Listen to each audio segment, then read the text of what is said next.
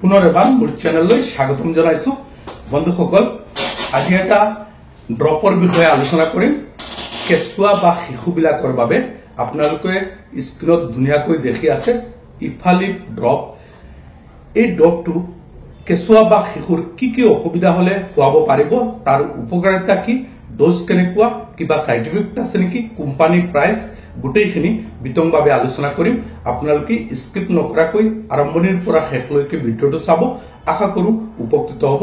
মই Iqbal Hussain, community medical service and essential ডাক trainer. বন্ধুসকল, ইফালিপ ড্ৰপ আয়ুৰ্বেদিক হয় আৰু বহুত ভাল কোম্পানী NCPW কোম্পানীয়ে বনাইছে আৰু এটা বটলত 60 ml আছে, লগতে এটা ড্ৰপাৰ দিয়া হৈছে। ইফালিপ ড্ৰপ লিভাৰৰ মেডিচিন হয়, লিভাৰ টনিক হয়। কোম্পানীয়ে বক্সৰ ওপৰত ইফালিপ ড্ৰপ লিখিছে, লগত ধুনীয়াকৈ লিখিছে লিভাৰ টনিক আৰু তলত লিখিছে লিভাৰ টনিক উইথ কালমেক।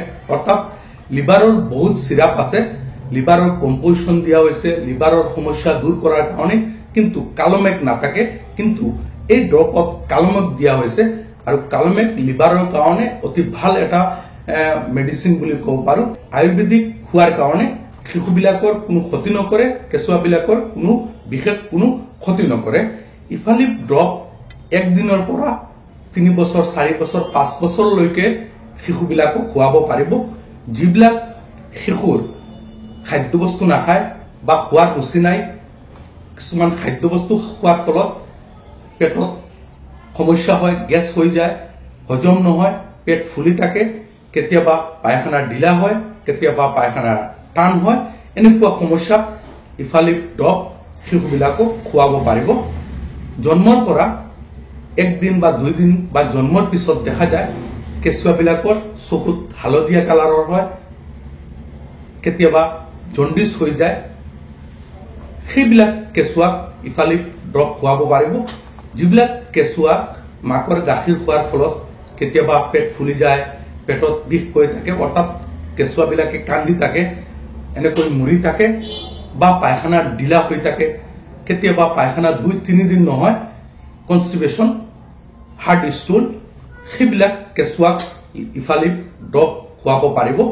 যদি জন্ডিস হয় আৰাম পাব, লিভাৰৰ সমস্যা হয়, লিভাৰৰ দুৰ্বল হয় আৰাম পাব। লিভাৰৰ যিকোনো সমস্যা ইফালিপ ড্ৰপ কেঁচুৱা বা শিশুক খুৱাব পাৰিব।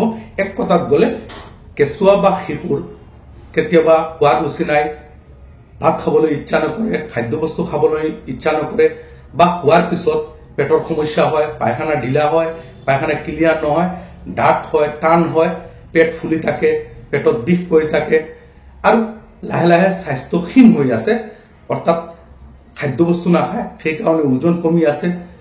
সেইবিলাক শিশুক ইফালিপ ড্ৰপ খোৱালে খোৱাৰ ৰুচি বাঢ়িব, ডাইজেষ্ট হ'ব, লিভাৰৰ সমস্যা দূৰ হ'ব, লিভাৰ ষ্ট্ৰং হ'ব আৰু পায়খানা ৰেগুলাৰ হ'ব আৰু লাহে লাহে স্বাস্থ্য বাঢ়ি যাব, অৰ্থাৎ ৱেট বাঢ়িব।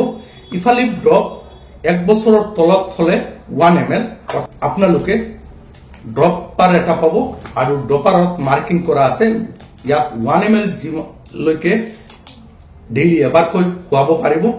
1 বছৰৰ ওপৰত যদি হয় 1 ml কৈ ডেইলি 2 বাৰ, খোৱাৰ আগত বা খোৱাৰ পিছত খুৱাব পাৰিব। যদি 1 ml কৈ নুখুৱায়, 1 বছৰৰ তলত 0.5 ml আছে, 0.5 ml কৈ ডেইলি 2 বাৰ খোৱালে 1 ml হৈ যাব। যদি ইফালিপ ড্ৰপ খোৱাৰ পিছত অতিৰিক্ত পাতলা পায়খানা হয়, খোৱা বন্ধ কৰি দিব বা এজন চিকিৎসকৰ বা ফাৰ্মাচিষ্টৰ লগত আলোচনা কৰি ডোজটো ইফাল কৰিব।